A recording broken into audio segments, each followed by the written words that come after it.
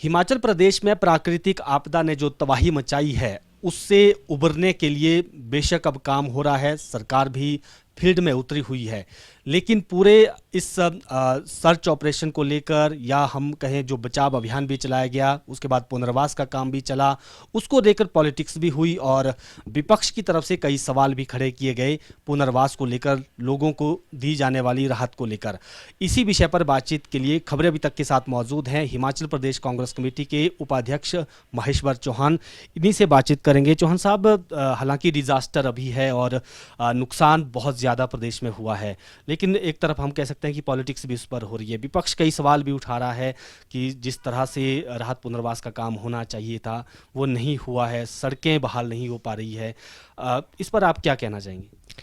देखिए, विपक्ष का तो काम है कि सत्ता पक्ष के कामों पे जो है आपत्ति या विरोध दर्ज करना, और मात्र विरोध के लिए विरोध हो रहा है, क्योंकि ऐसी त्रासदी हिमाचल प्रदेश में आज तक किसी ने देखी नहीं। ये सारा जो विनाशकारी वक्त हिमाचल प्रदेश के ऊपर आया है यह अभूतपूर्व है। पहले इतने बड़े पैमाने पे कभी नुकसान आंका नहीं गया है, और ये बात ठीक है कि बहुत बड़े स्तर पर हमको नुकसान हुआ है, चाहे वो रोड्स का नुकसान है, चाहे वो हमारा जो जल शक्ति विभाग है उसमें जो है वो बहुत बड़े पैमाने पे नुकसान हुआ, और लोगों को व्यक्तिगत तौर पे जो है लोगों के मकान बह गए। कई सैकड़ों लोग ऐसे हैं जिनके मकान पूरे के पूरे बह गए, और बहुत से लोग ऐसे हैं हमारे अगर ऊपरी क्षेत्र के अंदर आप देखें कि जिनके पूरे 18-18, 20-20 बीघे के बगीचे जो है बह गए हैं। तो नुकसान बहुत बड़े पैमाने पे हुआ है, जिसका अभी तक आंकलन पूरी तरीके से हो नहीं पाया।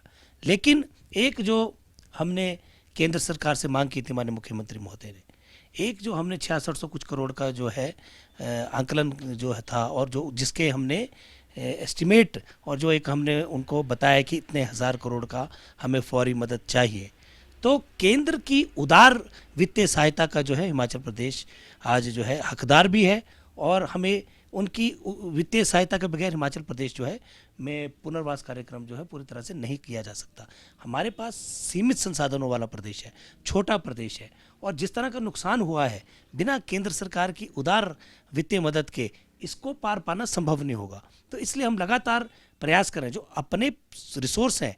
हिमाचल सरकार अगर आप देखें, लगातार पहले दिन से हमारे पूरे नेता, मुख्यमंत्री, हमारे उप मुख्यमंत्री, पूरे मंत्रियों की फौज, हमारे विधायक, और मैं मुबारकबाद देता हूं प्रशासन को भी, और प्रशासन को भी मैं बधाई देना चाहता हूं कि जिस तरीके से उन्होंने मुस्तैदी से काम किया है। अगर आज हम लोग फिर से मुख्य धारा में शामिल होने लगे हैं, आपने देखा पिछले 3-4 दिनों में बरसात थोड़ी कम हुई है और बहुत से रोड खोल दिए गए, लेकिन बहुत से लिंक रोड और बड़े रोड इतने बड़े पैमाने पर उनका डैमेज है कि जिनके तो भी एस्टिमेट बन रहे हैं कि उनको हो सकता है कि उनकी अलाइनमेंट चेंज करनी पड़ रही है। कई जगह पर ऐसा देखने को मिल रहा है। तो ये बहुत बड़ा जो है नुकसान है। ये ओवरनाइट अगर हम आज समझें और विपक्ष कहें कि हम कोई जादू की छड़ी हिलाएंगे और ये सारा कार्यक्रम ठीक हो जाएगा, तो ये संभव नहीं है। ये बहुत कठिन कार्य है, और कठिन कार्य के साथ साथ मैं ये भी कहना चाहता हूँ कि उतनी ही मुस्तैदी के साथ सरकार लगी हुई है। आज भी देखिए, माननीय मुख्यमंत्री जी भी फील्ड में उतरे हुए हैं, उप मुख्यमंत्री जी अभी कांगड़ा जिला के लिए रवाना हुए हैं, और हर मंत्री की, और इवन विधानसभा अध्यक्ष वो भी 2 जिलों को मॉनिटर कर रहे हैं, बिलासपुर और ऊना को। पूरी तरह से जो है राहत और पुनर्वास का कार्यक्रम में युद्ध स्तर पर कार्यक्रम चला हुआ है। कहते हैं सूरज की पहली किरण के साथ जो है हिमाचल सरकार का राहत और पुनर्वास का कार्यक्रम आरंभ हो रहा है। तो विपक्ष नहीं है कि कोई कोताही हो रही है। क्या विपक्ष का सहयोग मिल रहा है सत्ता पक्ष को इसमें, या आपको क्या लगता है कि जो वो सवाल उठा रहे हैं वो आखिर क्यों उठ रहे हैं सवाल? क्या वास्तव में कहीं कमियां हैं? देखिए, विपक्ष का जो सवाल उठाना मुझे नहीं समझ आ रहा, ये कोई राजनीति का वक्त नहीं है। अगर विपक्ष को लगता है कि कहीं कोई कमी रह गई है, तो माननीय मुख्यमंत्री जी से बात कर सकते हैं, उप मुख्यमंत्री जी से बात कर सकते हैं, मंत्रीगणों से बात कर सकते हैं। सरकार तो ओपन है, हम लोग तो सुझाव के लिए ओपन है। हम तो कह रहे हैं कि हमारी मदद करिए, और इस तरह की त्रासदी से तभी निकला जा सकता है जब सभी दल जो हैं, सभी राजनीतिक दल, मैं भारतीय जनता पार्टी की बात नहीं करता हूँ, मैं हिमाचल प्रदेश के अंदर जितने भी राजनीतिक दल एग्जिस्ट करते हैं, मैं उन सबसे अपील करता हूँ कि त्रासदी की इस घड़ी में सबको मिलकर काम करना है, और सब लोग सरकार का सहयोग करें। सरकार बेहतरीन कार्य कर रही है, प्रशासन पूरी तरह मुस्तैद है और हम ये चाहते हैं कि विपक्ष भी जो है अपनी भूमिका अदा करे, विपक्ष भी जो है एक सकारात्मक भूमिका अदा करे ताकि हम इससे निकल पाएँ। और विपक्ष का बहुत पूर्ण काम ये है कि आज केंद्र के अंदर उनकी सरकार है और हम ये चाहते हैं, नरेंद्र मोदी जी भी कई दफ़ा कहते हैं जब वो हिमाचल प्रदेश में आते हैं कि मेरा दूसरा घर है, तो आज उनके घर पे बहुत बड़ी त्रासदी हुई है और हमें उम्मीद है, हम उम्मीद करता है हिमाचल का हर वासी कि जो है मोदी जी और केंद्र की सरकार हमको इतनी मदद करे कि हिमाचल प्रदेश उभर पा सके। और हमने जो अभी तक एक अमाउंट माननीय मुख्यमंत्री जी ने उनसे 2000 करोड़ रुपए की फौरी राहत मांगी थी, अभी तक हमको प्राप्त नहीं हुई है। तो मेरा भारतीय जनता पार्टी की जो राजनीतिक इकाई हिमाचल के अंदर है उनसे आग्रह है कि वो केंद्र सरकार से वो भी आग्रह करे और वो भी अपील करे ताकि 2000 करोड़ रुपए जो है हमारे पक्ष में जो केंद्र सरकार जारी करे ताकि हम ये जो कार्यक्रम चला हुआ है राहत और पुनर्वास का, इसमें तेजी ला सके। भाजपा के नेता ये भी कह रहे हैं कि केंद्र खुलकर मदद कर रहा है, चाहे नेशनल हाईवे की बात हो उसके लिए पैसे दिए गए हैं, डिजास्टर मैनेजमेंट के तहत रिलीफ जो है वो देने, जो प्रदेश का जो फंड बनता है वो भी रिलीज़ किया है और प्रधानमंत्री ग्रामीण सड़क योजना में भी 2600 करोड़ दे दिए। तो केंद्र मदद कर रहा है। केंद्र मदद कर, हमने ये नहीं कहा कि केंद्र ने कुछ नहीं करा, हम ये कह रहे हैं कि केंद्र को जितनी मदद करनी चाहिए इस वक्त उस तरह से हमारी मदद नहीं हो पा रही। आज हिमाचल प्रदेश को राष्ट्रीय आपदा घोषित करना चाहिए था। क्या आप नहीं समझते कितनी बड़ी त्रासदी है ये? उत्तराखंड के अंदर त्रासदी हुई थी, उसको राष्ट्रीय आपदा घोषित किया गया। अगर आज हिमाचल प्रदेश में भारतीय जनता पार्टी की सरकार नहीं है तो क्या आप हिमाचल प्रदेश को जो है इतनी बड़ी विपत्ति को आप राष्ट्रीय आपदा नहीं घोषित करेंगे? और दूसरी बात, विपक्ष जो कह रहा है कि राशि आ रही, अब प्रधानमंत्री ग्राम सड़क योजना के अंदर जो आ रही वो स्कीम स्पॉन्सर्ड है, वो स्पेसिफिक स्कीमों के लिए भी योजनाएं हैं।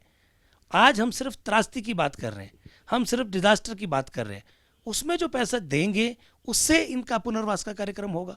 अब प्रधानमंत्री ग्राम सड़क योजनाओं की आपने जो बात करी 2700 करोड़ की, वो भी आया है, लेकिन हम कह रहे हैं कि नुकसान इतना बड़ा है, 10,000 करोड़ से ज़्यादा का नुकसान अभी तक आंका गया है, उसका आंकलन किया गया है। तो हमने तो अभी तक जो माननीय मुख्यमंत्री जी ने कहा था कि आप फौरी तौर पे हमको 2000 करोड़ दे दीजिए ताकि हम इसमें तेजी ला सकें, तो अभी तक उस तरह की कोई आउटराइट ग्रांट जो है केंद्र सरकार ने हमको दी नहीं है। तो इस तरह से विरोध में विरोध करना, अगर भारतीय जनता पार्टी हिमाचल प्रदेश के लिए सही मायनों में कोई त्रासदी में काम करना चाहती है तो उनको केंद्र सरकार के समक्ष इस मुद्दे को ज़ोरदार तरीके से उठाना चाहिए और हिमाचल को जो उसकी मदद है, और हमारा हक है हिमाचल का। जब जब राष्ट्रीय विषयों पर हिमाचल ने अपना बलिदान दिया है, क्या इतने बड़े भाखड़ा बांध बना है, पौंग के लोग विस्थापित हुए, भाखड़ा में हमारे लोग विस्थापित हुए, और ये नहीं कि 200-400 लोग, 53-54 हज़ार लोग जो है हिमाचल प्रदेश के विस्थापित हुए। जब जब राष्ट्र को ज़रूरत पड़ी है तो हिमाचल प्रदेश ने अपना योगदान दिया।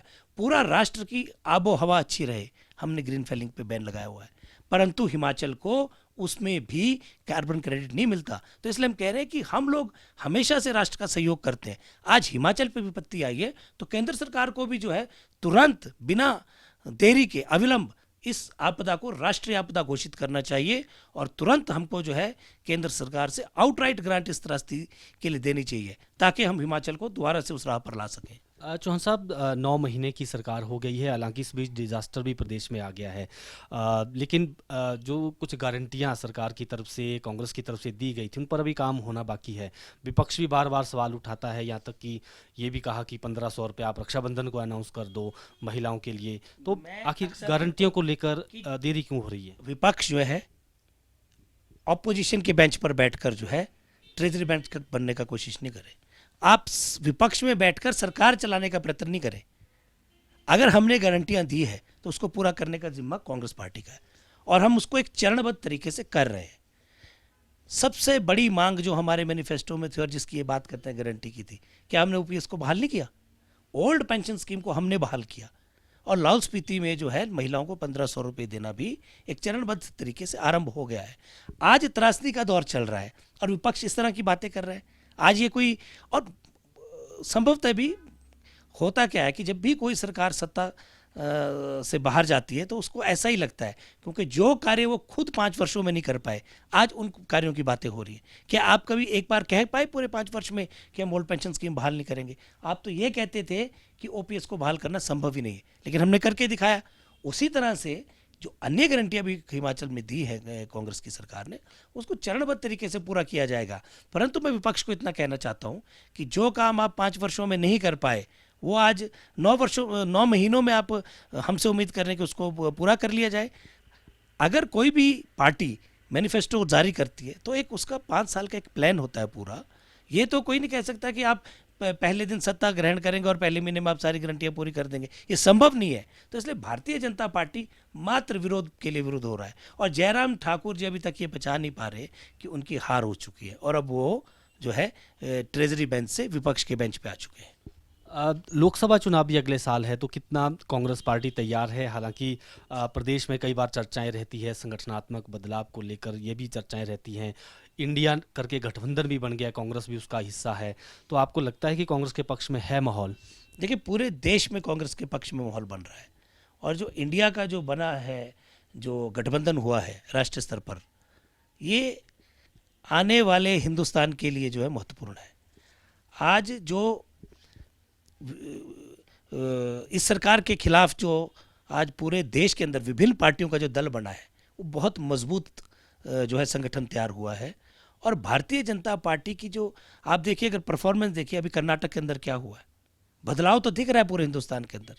अभी मध्य प्रदेश का चुनाव आ रहा है, आप देखिएगा उसमें भी जो है कांग्रेस पार्टी जो है पूर्ण बहुमत से सरकार बनाएगी। तो एक बदलाव की लहर पूरे देश में चल चुकी है भाजपा के खिलाफ। इसीलिए सारे दल, बड़े बड़े दल जो है, भाजपा को छोड़कर अन्य दल जो है कांग्रेस के साथ आकर लामबंद हो रहे हैं, और निश्चित तौर पर 2024 में इससे कांग्रेस को बहुत फायदा होगा। कई बार आपके जो बड़े नेता हैं, चाहे पार्टी की प्रेसिडेंट है और भी सीनियर लीडर्स हैं, कुलदीप राठौर, हमने देखा कि वो कई बार सवाल उठाते हैं कि सरकार को वर्करों का ध्यान रखना चाहिए, वर्करों का ध्यान नहीं रख रही है। तो कहीं क्या वर्कर इसमें उनके ऊपर ध्यान नहीं दिया जा रहा है? उनके पॉलिटिकल एडजस्टमेंट्स की भी चर्चाएं चलती रहती हैं। देखिए, ऐसा है, कोई भी पार्टी का वर्कर जो है, जब कांग्रेस की सरकार बनी तो निश्चित है कि कांग्रेस के जो वर्कर्स हैं और जो उनके इंपॉर्टेंट फंक्शनरीज हैं, उनको सरकारों में एडजस्ट किया जाता है। ये प्रथा है और हो भी रहे हैं।